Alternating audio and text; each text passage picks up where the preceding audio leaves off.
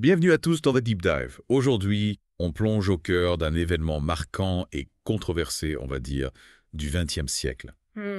L'assassinat du président John F. Kennedy. Oui. Notre objectif, décortiquer les zones d'ombre de l'enquête de la commission Warren et vous faire découvrir des détails troublants Oui, qui nourrissent les théories du complot depuis des décennies. exactement. Pour ce faire, on s'appuie sur la publication Assassination Chronicles de JFK Lancer.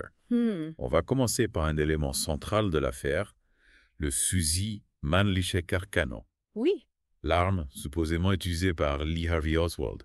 tout à fait. Vous allez voir, même ce détail apparemment simple est entouré d'un voile de mystère. En effet, dès le départ, on constate des incohérences Ah oui, troublantes. Les descriptions du fusil varient d'un rapport à l'autre. d'accord. Les numéros de catalogue mentionnés sont confus.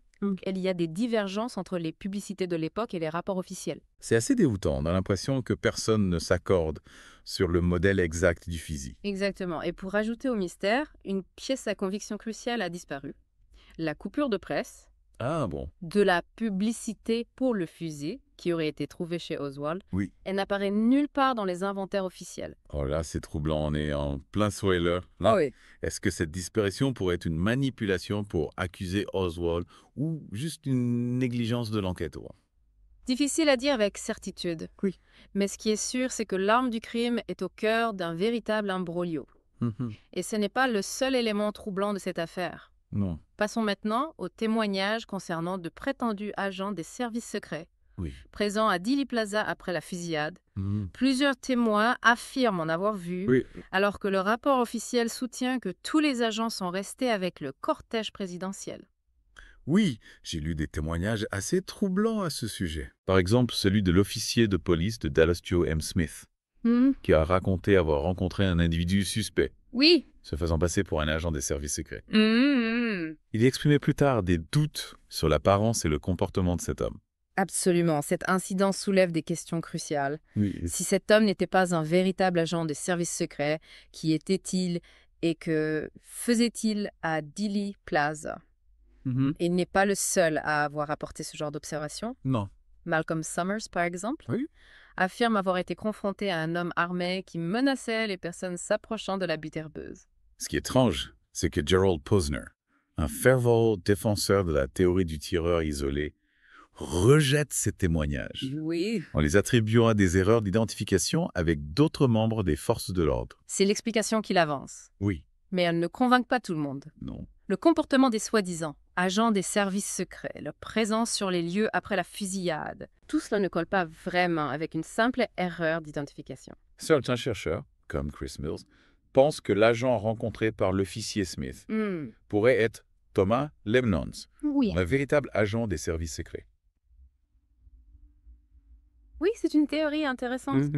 Mais elle est contestée par d'autres experts qui s'appuient sur des preuves photographiques, des témoignages Ouais. et la chronologie des événements. C'est incroyable. On dirait que chaque élément de cette affaire nous plonge un peu plus dans le mystère. Oui. Si ces hommes n'étaient pas de vrais agents des services secrets, qui étaient-ils et que faisaient-ils à Dealey Plaza? C'est une question qui reste en suspens. On a des témoignages, des observations, Oui.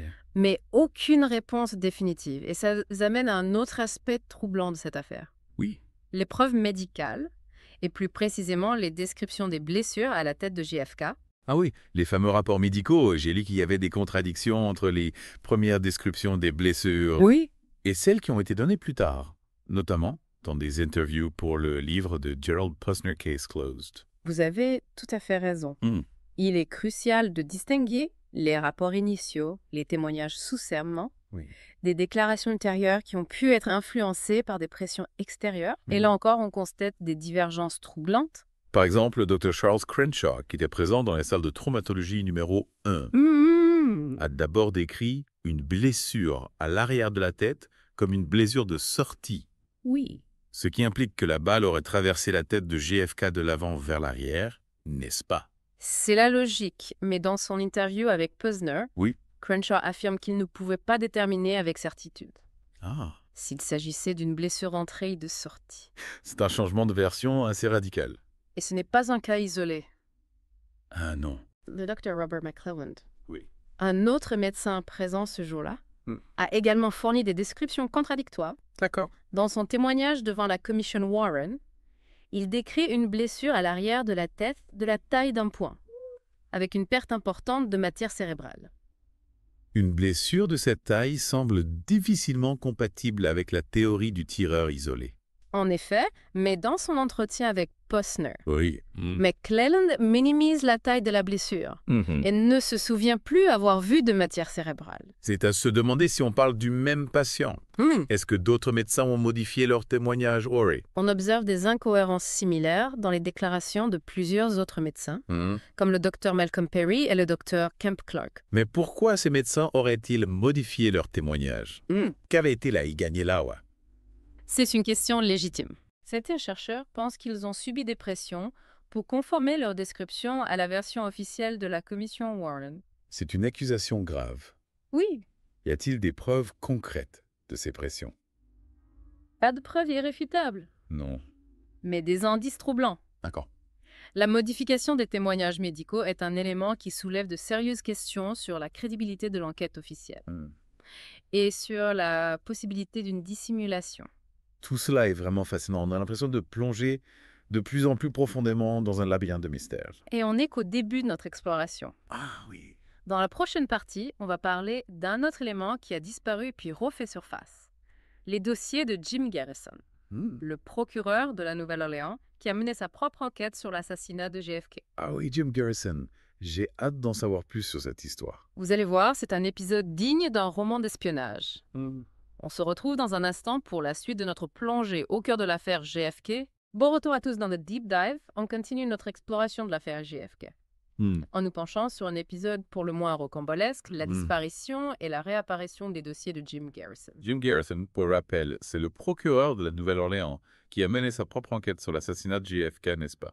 Exactement, il était convaincu qu'il y avait eu complot. Et n'hésitez pas à remettre en question la version officielle de la commission Warren. D'accord. Ces investigations qui ont duré plusieurs années ont produit une quantité impressionnante de documents. Transcriptions de témoignages, rapports d'enquête-notes personnelles, etc. Et tous ces documents ont disparu. C'est là que l'histoire devient vraiment étrange. Ah oui? En 1964, Gary R. Raymond, un ancien policier de la Nouvelle-Orléans, reçoit l'ordre de détruire les dossiers du grand jury de Garrison. Détruire des preuves, c'est incroyable. L'ordre émane du procureur Harry Connick, qui succède à Garrison. Raymond refuse d'obéir à cet ordre. Oui. Il est persuadé que ces documents sont importants et qu'ils ne doivent pas être détruits. Bien sûr. Il décide donc de les cacher. D'accord. Et ils disparaissent pendant plus de 20 ans. Un vrai acte de courage, mais comment ces dossiers ont-ils refait surface? C'est grâce à la commission d'examen des dossiers d'assassinat. Oui. La RRB, créée en 1992 pour rassembler et déclassifier tous les documents relatifs à l'assassinat de JFK. Donc la RRB a découvert l'existence de ces dossiers cachés et a exigé leur restitution. Exactement. L'affaire a fait grand bruit à l'époque. Oui. Surtout avec la sortie du film JFK d'Oliver Stone en 1991, qui a relancé l'intérêt du public pour l'assassinat de Kennedy. Le film d'Oliver Stone, qui est une fiction, s'inspire largement des théories du complot et des investigations de Jim Garrison. Oui, et il a contribué à mettre la pression sur les autorités pour qu'elles fassent toute la lumière sur cette affaire. Revenons au dossier de Garrison. Que contenait-il de si important pour qu'on veuille les détruire? Ces dossiers révèlent des éléments troublants que la commission Warren n'a pas explorés, notamment des liens entre Lee Harvey Oswald et des individus liés à la CIA, au crime organisé et à des groupes anticastristes. Donc des pistes qui suggèrent un possible complot. C'est ce que Garrison affirmait. Oui. Il était convaincu qu'Oswald n'avait pas agi seul. D'accord. Et qu'il était le pion d'une conspiration beaucoup plus vaste. C'est passionnant. La disparition et la réapparition de ces dossiers ajoutent une nouvelle couche de mystère à cette affaire. On a l'impression que quelqu'un a tout fait pour cacher la vérité. C'est une hypothèse plausible. Oui. La destruction de ces documents aurait pu effacer des preuves cruciales et empêcher de nouvelles investigations. Heureusement que Gary Raymond a eu le courage de les préserver. Oui, son acte a permis de sauver des éléments clés de l'enquête de Garrison et de les mettre à la disposition des chercheurs et du public. On se rend compte à quel point cette affaire est complexe, avec ses zones d'ombre, ses secrets, ses manipulations possibles. C'est une véritable énigme historique. Chaque pièce du puzzle que l'on découvre soulève de nouvelles questions. Oui. Et nous rapproche un peu plus de la vérité sans jamais la dévoiler complètement. Justement, parlons d'une autre pièce du puzzle, le témoignage de James Hall Jones, le photographe qui a pris une des photos les plus célèbres dans l'assassinat. Ah oui, Al John, il était positionné en face de la butte herbeuse. Un emplacement stratégique qui lui a permis de capturer les moments cruciaux de la fusillade. Sa photo la plus connue montre la limousine présidentielle juste après le premier tir. Oui. Mais il a également pris d'autres photos moins célèbres, qui pourraient apporter un éclairage nouveau sur les événements de Dealey Plaza. Absolument. Et c'est ce que l'on va explorer dans la dernière partie de notre plongée, au cœur de l'affaire JFK. Bienvenue de retour pour cette dernière partie de notre exploration de l'assassinat de JFK. Vous souvenez-vous de James Earl Jones, le photographe dont nous avons parlé à la fin de la partie précédente? Oui, absolument. On avait évoqué ces photos, notamment celles prises depuis sa position en face de la butte herbeuse. Exactement. Earl Jones était idéalement placé pour observer la scène Oui. et capturer des détails que d'autres ont peut-être manqués. Et parmi ces photos, il y en a une particulièrement intrigante. Ah oui? Elle a été prise juste après le premier tir. Oui. Et on y voit un attroupement de personnes sur la butte herbeuse. Il y a un attroupement de personnes. Mais la commission Warren a toujours affirmé que personne ne se trouvait sur la butte au moment des tirs. C'est vrai. Et pourtant, la photo d'Al John semble contredire cette affirmation. D'accord. On y voit clairement plusieurs individus rassemblés sur la butte à proximité de la palissade. C'est incroyable. Si ces personnes étaient bien présentes sur la butte au moment des tirs, elles ont forcément vu quelque chose. Absolument, elles pourraient avoir été des témoins clés de l'assassinat, Oui. voire même des acteurs du drame. Mais la commission Warren ne les a jamais interrogés. Apparemment pas, ces individus n'ont jamais été identifiés ni entendus par les enquêteurs. C'est vraiment étrange pourquoi la commission Warren aurait-elle ignoré des témoins potentiels aussi importants. Difficile à dire avec certitude, peut-être que ces personnes étaient simplement des passants innocents. Ou peut-être que leur témoignage aurait remis en cause la version officielle de l'assassinat. En tout cas, la photo d'Al John soulève de sérieuses questions. Oui. Elle suggère qu'il y avait bien des gens sur la butte herbeuse au moment des tirs, contrairement à ce qu'affirmait la commission Warren. Exactement. Et ce n'est pas le seul détail troublant révélé par les photos d'Al Jones. Ah non. Sur d'autres clichés, on peut apercevoir un homme en uniforme derrière la palissade. Un homme en uniforme qui pourrait-il être un policier, un militaire? Là, tu vois, on y aura que ça de le dire. Là, comme Ryan a vu identifier cet individu. C'est incroyable. On a l'impression que chaque nouvelle pièce du puzzle ajoute une nouvelle couche de mystère à cette affaire. C'est le cas de le dire, les photos d'Al John, comme les témoignages des médecins, les incohérences sur l'arme du crime, la disparition des dossiers de Garrison, tout cela contribue à alimenter les doutes et les théories du complot. Après tout ce qu'on a vu, croyez-vous qu'on arrivera un jour à connaître la vérité sur l'assassinat de JFK? C'est la grande question. N'est-ce pas, il reste encore beaucoup de zones d'ombre à éclaircir, de documents à déclassifier, Oui. de témoignages à analyser. Peut-être que la vérité est à portée de main, cachée dans un dossier oublié ou dans un témoignage jamais entendu. En tout cas, cette plongée dans les mystères de l'affaire JFK nous aura permis de prendre conscience de la complexité de ce drame Oui. et de l'importance de rester critique face aux versions officielles. Tout à fait, il est crucial de s'interroger, de chercher des réponses, de ne jamais se contenter de ce qu'on nous dit. C'est un message important. Merci de nous avoir guidés dans cette exploration fascinante et troublante. Chers auditeurs, on espère que cette plongée au cœur de l'affaire JFK vous aura donné matière à réflexion. N'hésitez pas à poursuivre vos propres recherches, à creuser les zones d'ombre, à vous forger votre propre opinion. L'histoire est un puzzle complexe. Et c'est à chacun de nous de tenter de le reconstituer à bientôt pour une nouvelle plongée dans les mystères de notre monde.